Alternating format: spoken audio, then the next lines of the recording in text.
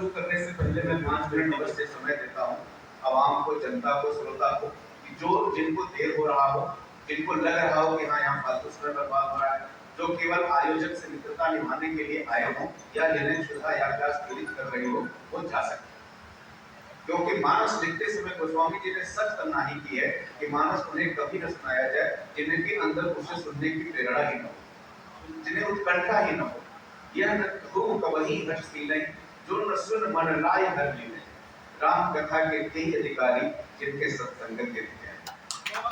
तो अगर आप 10 मिनट 15 मिनट सुनने के मूड में हो और बीच में न उठ के जाने के लिए, चाहे मेरा ऐसी जिलाधिकारी आदेश मानिए और चाहे एक मानस प्रेमी का अनुग्रह मानिए, तो कृपया अगर जाना चाहते हैं तो अगले 2 मिनट में चले जाएं। जब मैं बोलना शुरू करूंगा बीच में, अब आप हो सकता है जिलाधिकारी का रेंज से नहीं जाना चाह रहे, फोन कर जाए करके दुश्मनी बोल दे। चलिए चर्चा शुरू करते हैं। सर्वप्रथम गोस्वामी तुलसी जी को सादर प्रणाम। सब लोग इस बात को स्वीकार करेंगे और मानेंगे कि प्रथम गुरु कोई है तो माँ। जब हम गर्भ में आते हैं और हमारे अंग भी अभी आपस में नहीं जुड़े हुए होते हैं, जब आंख का नाक का सृजन भी नहीं हुआ रहता है बॉडी में, तब उसे हमें कोई शिक्षित करता है तो माँ करता है। माँ से बड़ा तो दुनिया में कोई हो ही नहीं सकता। वो हमारे पेट में चलने फिरने फिरने को भी समझ जाती है कि कब बच्चा सही ढंग से पल रहा है और कब बच्चे को दिक्कत। पैदा होने के बाद प्रारंभ के शुरू के 2-3 साल जब बच्चा केवल रोना जानता है, ये केवल माँ होती है जो समझ जाती है कि कब वो खाना के लिए रो रहा है, कब वो पानी के लिए रो रहा है, कौन सा रुदन उसका पेट दर्द का है और कौन सा रुदन वो सामान पाने की लालसा में कर रहा है, ये केवल माँ। तो सर्वप्रथम उस माँ को बतौर गुरु प्रणाम करना हम सबके लिए लाजमी। जब बात में 5 साल 4 साल की उम्र तो और परहेज बनाने लगते हैं, तो तब आप आते हैं हम लोगों की जिंदगी में। एक चाहे आंगनबाड़ी से शुरू करें उसको और लेकर के कोई अंत नहीं है शिक्षा का, वहां तक जाते जाते हमारा रूप संस्कार परिवर्तित होता रहता है। और एक किस व्यवसाय में हम जाएंगे, कैसे आजीविका ग्रहण करेंगे, उसके साथ साथ हम समाज में सम्मान कैसे पाएंगे अपने संस्कार की वजह से जो आपने हमें सिखाया होगा, उसके लिए आप सभी को सादर करता है। तृतीय चरण में आते हैं हमारे आध्यात्मिक गुरु, जो हमें आध्यात्म का ज्ञान देते हैं। हर आदमी किसी न किसी गुरु परंपरा में जाता है, चाहे वो सबूत धर्म में हो, निर्गुण धर्म में हो, कहीं न कहीं ये गुरु को जरूर उसको प्रभावित किया जाता है। प्रत्यक्ष रूप से दीक्षा ले न ले ये उसकी मर्जी, लेकिन गुरु कहीं न कहीं से उसको जरूर अंगीकार किए जाते हैं।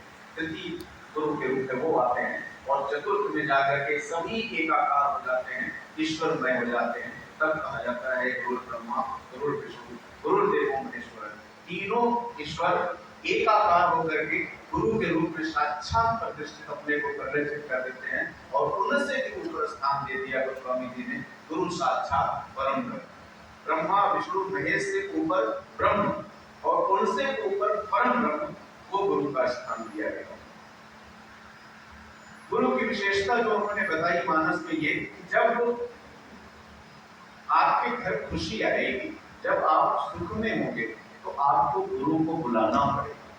जब भगवान राम का जन्म होता है तो गुरु वशिष्ठ गयहु अकारा, यानी अकारा संदेश वाहक जाके गुरु को बताता है कि दशरथ जी बुला रहे हैं। गुरु ने अपने नहीं आएगा क्योंकि आप सुख में, लेकिन जब आप दुख में होंगे तब वो गुरु स्वतः आपके दरवाजे पे आएगा और आपको संबल प्रदान करेगा। जब महाराज दशरथ का देहावसान हो जाता है, बड़े पुत्र भगवान राम लक्ष्मण से वन को चले गए हैं, भरत अत्यंत व्याकुल दशा में अपने को कारक मानते हैं और कतई राज लेने के लिए नहीं तैयार है। ऐसे समय तो उस समय की परिस्थितियां, कोई बगल का राजा चाहता तो अयोध्या पे आक्रमण करके उसे अपने अधीन कर लेता, क्योंकि राज्य छिन्न भिन्न हो चुका। ऐसे में वामदेव वशिष्ठ तब आए, शब्दों पे अगर मानस आप पढ़ेंगे और शब्दों के साथ अपने को नहीं जोड़ेंगे तो आप उसका वास्तविक आनंद नहीं ले पाएंगे। जाए और आए में बहुत अंतर है। वामदेव वशिष्ठ तब आए और सचिन महाजन सकल बुलाए। जो सचिव है और महान लोग हैं उनको तो बुलाना पड़ता है, लेकिन वशिष्ठ वामदेव स्वतः, ये गुरु की असली पहचान। एक छोटा सा प्रसंग और गुरु के विषय में आपको उत्तरकांड से, जब आप वसुंधरा जी से पूछते हैं गरुड़ जी पूरी राम कथा सुनने के बाद, पहले तो मैं एक बार जरूर सबसे आग्रह करता हूँ, आप सभी कहूंगा यदि मनुष्य जन्म हुआ है आपका तो आपको एक बार हिंदी अर्थ के साथ रामचरितमानस अवश्य हिंदी अर्थ के साथ पहली बार पढ़िए। घर पे जो 24 घंटा रामायण जाप होता है वो केवल ढोलक मजीरा के साथ इनमें धुनों पे होता है, एक भी शब्द किसी के अंदर जाता नहीं है, वो केवल आदमी दिखाता है कि मैंने मानस माना। चाहे दो ही दोहा दो ही चौपाई सही एक बार में पढ़े एक दिन में, लेकिन आद्य पान पढ़े और एक बार अर्थ के साथ पढ़े, फिर आप उसका आनंद लें। जब बात मुसलमान जी से गरुड़ जी कहते हैं कि जब आप इतने विद्वान हैं तो कौवे का जन्म कैसे? आपको तो बहुत परम श्रेष्ठ जीवन है और यही आपको आशीर्वाद प्राप्त है। वो जो चाहे रूप धारण करें, उनके गुरु लोमस ने जिनने उनको अभिशाप दिया था कौवा बनने का, उन्होंने उनको वरदान दिया। उनकी विनम्रता देखकर ये वरदान था कि आप जो चाहे रूप, काम रूप इच्छा मरण ज्ञान विज्ञान निधान, ये वरदान था। जो चाहे रूप ग्रहण कर लें, इच्छा मृत्यु आप योगी जब चाहे, उन्होंने इच्छा की प्रकट की बात की। इसका उत्तर देते समय गरुड़ जी उनको अपने 3 जन्मों की स्टोरी बताते हैं। जन्म जन्म की स्तुति हुई है इस वजह से, तो 3 जन्मों में से जो प्रथम जन्म है वो गुरु महत्व के। तीनों जन्म संजोग से ऐसा है, आप केवल एक पात्र ऐसा पाएंगे आज तक विश्व में, आप कुसुमती जी का, जो पहले उनके किसी भी ऋषि अनुशासनहीनता वजनता या कहिए या वाणी पर कंट्रोल न होने की वजह से पहले उनको अभिशाप मिलता है। एक बार साक्षात ईश्वर अभिशाप देते हैं, एक बार साक्षात गुरु अभिशाप देते हैं, लेकिन कतिपय इन्हीं कारणों से वही व्यक्ति अपने अभिशाप को भी कम करते हैं और आशीर्वादों से लाभ देते हैं। उत्तरकांड में आप कुसुम जी का चरित्र जब पढ़ेंगे तो उसमें से एक का मैं उल्लेख कर रहा हूँ। जब वो बताते हैं तो पहले जन्म का जो बता रहे हैं उनको कि वो शिव भक्त थे, उनके गुरु ने उनको शिव भक्त का मंत्र दिया, लेकिन उसका जाप करते करते इनके अंदर इतना अभिमान आ गया कि इनको लगा कि गुरु बेकार है, मतलब इससे ज्यादा तो मुझे ना दे, ये तो कुछ कर ही नहीं पाते, मंत्रोच्चार भी इनको सही ढंग से नहीं आता। जो भी अभिमान उनके अंदर आ गया तो वो अपने को गुरु से श्रेष्ठ समझने लगे। एक बार हर मंदिर जपत रहूं शिव नाम, गुरु आए अभिमान से उठ नहीं कीट प्रणाम। उठ करके प्रणाम नहीं, मंदिर में शिव भक्त है, शिव उनके ऊपर बहुत कृपालु है, बहुत परम शिव भक्त है, लेकिन गुरु जब शिव मंदिर में आते हैं तो उठ कर प्रणाम नहीं किया, क्योंकि मन में अहंकार भरा हुआ है।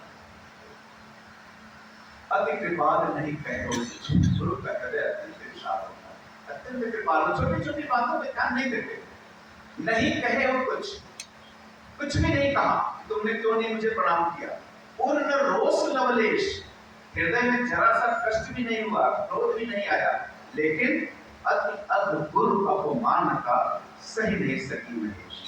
उनके ईश्वर, उनके आराध्य भगवान शिव, जिनकी वो नाम जपत रहे, शिव नाम ही जप रहे थे, लेकिन गुरु का चुकी अपमान कर दिया, इसलिए भगवान शंकर इसको सहन नहीं कर। मंदिर मांझ भई नवमानी, रे अतिभाग की मूढ़ अभिमानी, यद्यपि तब गुरु की नहीं क्रोधा, अति कृपालु सम्यक चित्त बोधा, तब जब इस श्राप में देवगुणों को ही श्रुति विरोध सुखाए न मुनि, जो देते हैं श्राप में थोड़ा कष्ट कोई महाराज। उन्होंने कहा कि तुम्हारा गुरु इतना कृपालु है, सम्यक चित्त बोधा, बोधशील प्राणी है, चित्त भी निर्मल है, उसको जरा भी क्रोध नहीं आता, लेकिन यदि मैंने इतने अनुशासनहीन और गुरु का अपमान करने वाले व्यक्ति को श्राप नहीं दिया तो भ्रष्ट वो इस मार्ग में होगा। कल से सृष्टि में हर व्यक्ति अपने गुरु का अपमान करेगा, इस अभिमान में कि मैं तो शिव भक्त हूँ, वो अपने गुरु का अपमान करने लगेगा, वो उसको फिर श्राप दे, बैठे रहो अजगर को पापी, वो सर्व खल फल मति दिया।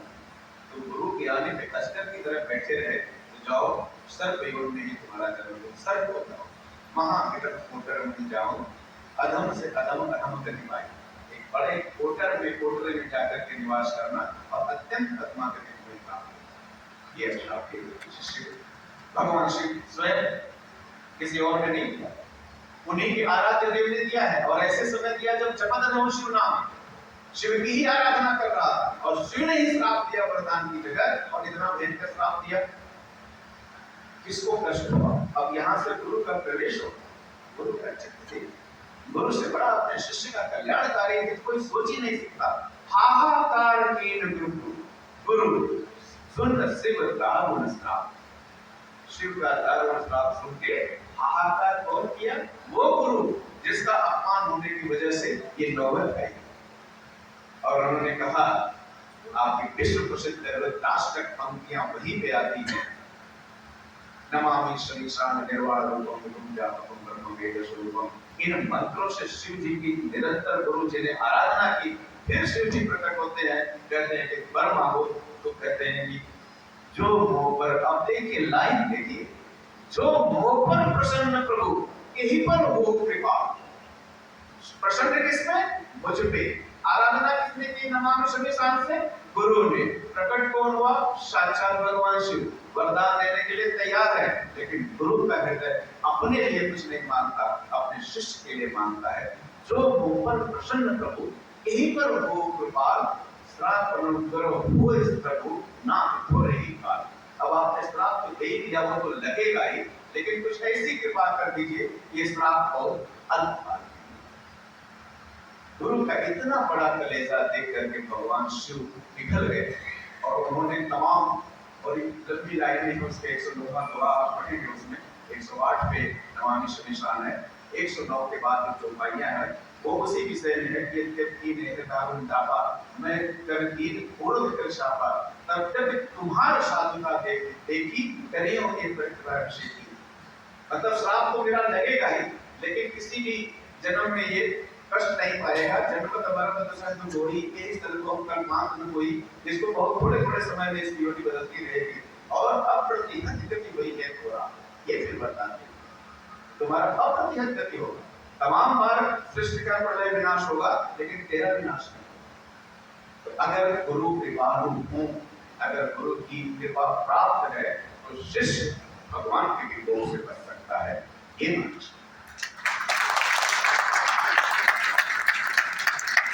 कई ऐसे हैं जो अपने को श्रेष्ठ मान बैठते हैं, और स्पेशली जब हम उच्च शिक्षा प्राप्त कर लेते हैं, जब हम पीएचडी प्राप्त कर लेते हैं, जब हम ऐसे पदों पे आ जाते हैं, जब हम ऐसे जनप्रतिनिधि प्राप्त हो जाते हैं, राष्ट्रपति बन जाते हैं, कहां तक भी जा सकते हैं जनप्रतिनिधि, तो हमें लगता है प्राइमरी स्कूल का ये तो प्राइमरी मैं तो शांत जान वाला। यह भाव जरूरी नहीं है कि अति अगुरु अपमानता आप आए और न उठे, वही नहीं है। मन में अगर भाव आ गया तो अपने मन में तो अपमान कर ही दिया गुरु का, फिर आप कभी भी श्रेष्ठता प्राप्त नहीं कर सकते। गुरु का हर कदम, बल्कि वो तो ज्यादा सम्मान का पात्र जो प्राइमरी का है, उसने तो कच्चे घड़े को रूप दिया, लेकिन मट्टी ला के साना उसको, फिर एक घड़े का रूप दिया। बात वाले ने तो उसमें रंग चलाया, फूल पत्ती कशीदा काट दिया, तीसरे ने उसको और बढ़िया से अंजलि से सजा दिया, बट लेकिन शान के पीछे छाला बनाया, इससे ज्यादा सम्मान करने की बात नहीं। अब मैं 5 मिनट केवल और आपको दूंगा और एक सच्चे शिष्य का उदाहरण दूंगा, वो भी मानस। सच्चा गुरु तो ऐसा होगा कि जो अपने अपमान के बाद भी आपको ईश्वर के भोग से बचा के ले जाएगा, लेकिन एक सच्चा शिष्य भी कैसा हो सकता है, यह आप देखिए अरण्य कांड में। भगवान जब अरण्य की तरफ प्रस्थान करते हैं अपने वनवास के दौर में, चित्रकूट पर पहले बसते ही ये 12.5 साल, आपको इतना होगा ही नहीं, जानते होंगे सब लोग।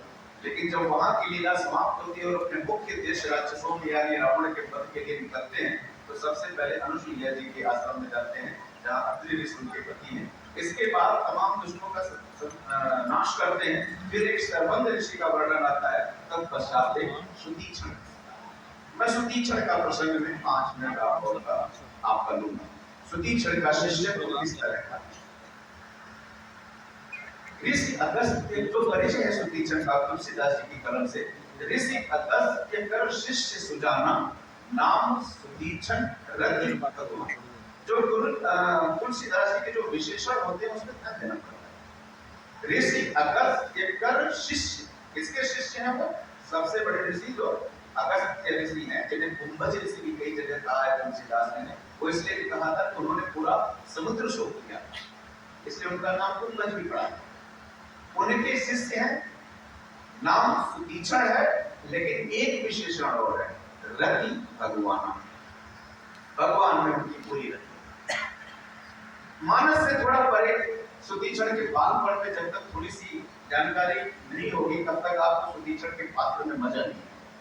ये मानस में नहीं है, ये मानस से अलग है। जब वो अगस्त ऋषि के शिष्य हैं अपने बाल्यपन में शुरू में, तो छोटे शिष्य का काम क्या होता है? बड़े गुरु दरबार में फूल ले आना, जल ले आना, मूर्तियां धुल देना, पूजा की व्यवस्था कर देना, ये सब काम छोटे शिष्य करते हैं। फिर महाराज जी आके पूजन करते हैं, यह जगह होता है।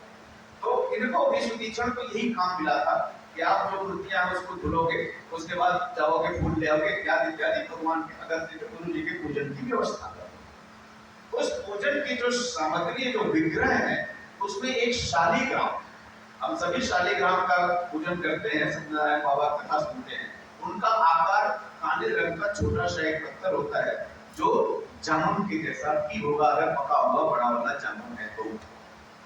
अब जब सुतीक्षण जी धुलने के लिए नदी में, पहले था घर घर नल हुआ करता था, नल कर नल योजना तो अब आ रही है, तो नदी ही हुआ करती थी, तो वे पूरा सामान लेकर के जाते थे, धुल करके उधर से ले आते थे। और जो शालिग्राम है उनका महत्व भी नहीं पता था सुतीक्षण जी को। रास्ते में एक जामुन का पेड़ पड़ा, तो उसको पत्थर समझ के उसी से जामुन तोड़ते थे मार करके, और जो जामुन गिरता था खाते, फिर जाके फूल उठा करके रखते थे। उनके लिए एक पत्थर सदृश था।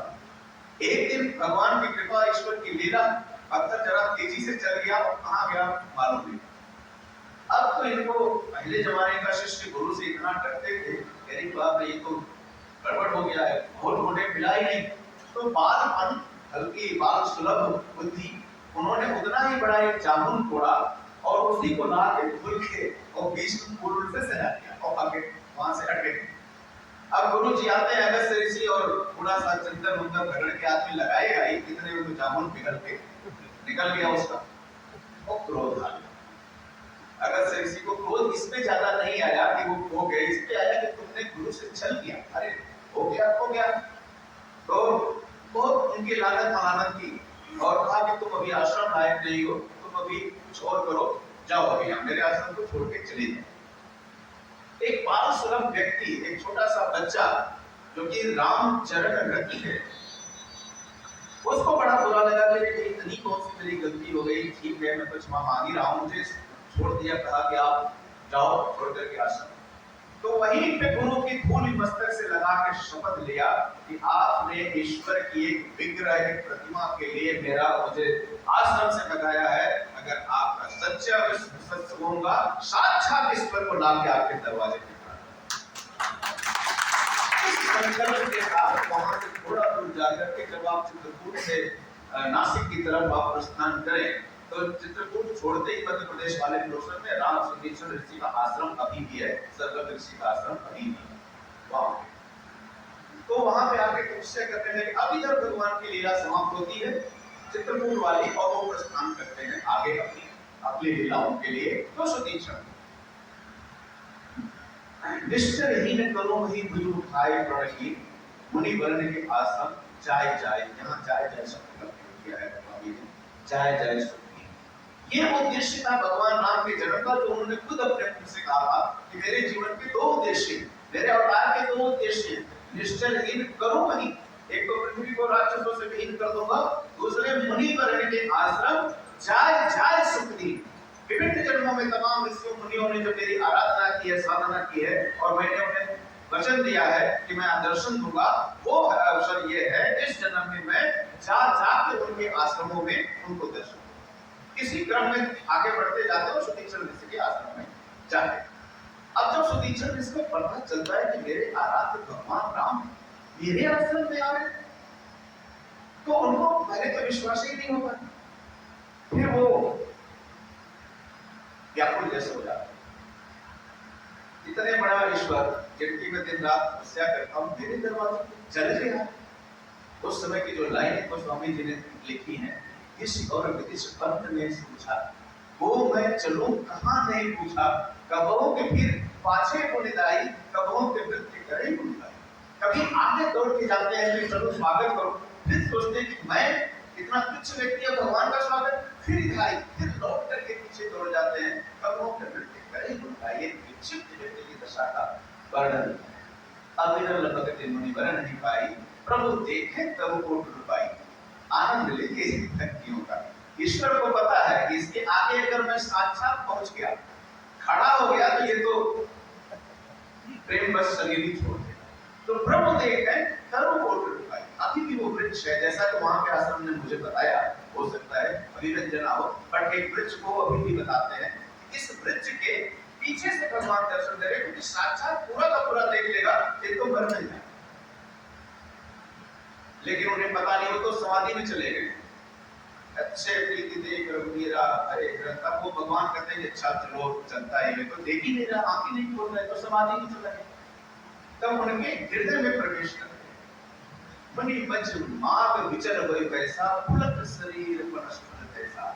जब हृदय में भगवान दर्शन हृदय में देते हैं, हृदय में आभास होता है उनको ये छवि है ईश्वर, पुलक शरीर वनस्पति जैसा। जैसे कटहल, एक फूली के कटहल का फूल कैसा हो जाता है, ऐसे फूल। ये तो है दर्शन का। इसके बाद उनको जो आशीर्वाद दिया है, अविरल भगत विरल विज्ञान को सुकर गुणशील निदाना, इसकी कभी अगर हमारा आपका रूबरू के मौका मिला तो इन पंक्तियों में मैं 1 घंटा आपको बताऊंगा, एक एक शब्द का वैल्यू, अविरल का, भगत का, विरल का, विज्ञान का, सकल गुणशील, एक एक शब्दों से नवाज दिया था। क्यों? क्योंकि जब उन्होंने कहा तुम वर मांग लो, तो इन्होंने हाथ काटा। हमसे आपसे वर मांगने को भगवान आके कहते तो पता नहीं क्या क्या लिख के ले आएंगे लिस्ट में। ये वो मांग लेते हैं, चलो आ ही रहे तो ये भी मांग लेते हैं, नहीं कुछ तो 5 मिनट ट्यूशन से। और उन्होंने हाथ खड़ा कर दिया संदीक्षण ने कि मैं तो इतना निरक्षर टाइप का आदमी, मुझे पता ही नहीं कि क्या मुझे तुम्हें ही नीक लागे बुराई सो मुझे एक लाश बताए। भगवान पे ही छोड़ दिया, मुझे नहीं पता, मैं तो बिल्कुल पढ़ा लिखा ही नहीं हूं, मैं तो केवल जन्म आपका यही विग्रह उग्रह धोना यही सब काम किया हूं। तो आपको जो अच्छा लगे, इस बात से कितने हो गए प्रसन्न भगवान, उनको ढेर सारी चीजों से नवाज दिया। अब वो अवसर आ गया, मैं जिस पॉइंट पे आना चाह रहा हूं इसको छोड़ दिया तो तुरंत तो लंबा हो जाएगा। जब ये वरदान फिर वो कहते हैं कि ये तो आपको पसंद आया, आपने ले दिया, मेरे समझ में अमृत भगति विरति ये सब चीज आई नहीं, मुझे तो अपना वो साक्षात अनुज सीता सहित जो आपका स्वरूप है वो मेरे हृदय में बस जाइए, ये मैं अलग से मांगता हूँ। ये मांगा मतलब दोनों मांग लिया, निर्गुण भक्ति निवारण चलाक, आपने को पहले तो निरंजन कहा, धीरे धीरे चलाकी की जिसका कोई और ही नहीं, दोनों सगुण रूप भी ले लिया, निर्गुण रूप भी ले लिया। तो जब ये मांगा कि मेरे हृदय में आप अपने सगुण रूप से धारण आ जाइए, तब एव मस्तक रमा निवासा हर्ष चले कुंभ जल सिंहासन, आशीर्वाद दे दिया। फिर कहते हैं अब मैं अगस्त ऋषि के पास जाऊंगा। तो अब इनको लगता है कि भाई मैं भी चलूंगा, बहुत दिवस गुरु दर्शन पाए, वो ही एक आश्रम पाए। कहते हैं कि मैं जो इस आश्रम में आया, भगवान बहुत दिन हो गया, अपने गुरु का दर्शन पाए, मुझे भी बहुत दिन हो गया, तो अगर आपकी अनुमति हो तो मैं भी आपके साथ चलूं। तो भगवान तो समझ रहे हैं कि ये तो श्रेय लेना चाह रहा है मुझे वहां ले जाने का, क्योंकि ये तो वादा करके आया कि मैं ईश्वर के लिए आऊंगा, और यहाँ ऐसा मुझसे शो कर रहा है कि बहुत दिन हो गया, इसलिए मैं आपके साथ चलना चाह रहा हूँ। तो उन्होंने कहा कि ठीक है चलो मेरे साथ, अपने साथ ले जाते हैं और ले जाकर के भगवान को थोड़ा सा पहले रोक करके दौड़ करके जाते हैं सुती चंद ऋषि अपने गुरु अगस्त ऋषि के पास, और कहते हैं कि वो जिनको आप दिन रात जपते हैं, जिनके विग्रह के लिए आपने मुझे निकाला था, साक्षात आपके दरवाजे पर लेकर ये हुआ सच्चा शिष्य। और अगस्त ऋषि को फिर त्रिलोकदर्शी थे, वो जान रहे हैं कि पूरी लीला वो देख ही रहे हैं बैठे बैठे वहीं, लेकिन श्रेय को लिया भगवान को साक्षात। एक सच्चा शिष्य अगर सच्चे हृदय से शिष्यत्व ग्रहण करता है, अपने गुरु के बताए मार्गों पद चिन्हों पे चलता है, उसका अनुसरण करता है और सर्वत्र हर समय अपने मन में गुरु के प्रति सम्मान भाव रखता है, तो वो ईश्वर और गुरु के बीच की पोजीशन पे जाके बैठेगा, उसके नीचे नहीं। तो हम सभी को चाहिए अपने गुरु का सम्मान करें और शिष्य सुतीक्षण टाइप का शिष्य बनने की कोशिश करें। और अगर किसी भी सम्मानजनक स्थिति में है और गुरुजन वृंद का कोई काम है या वो कोई हमसे अपेक्षा करते हैं, तो उसके लिए अपना सर्वस्व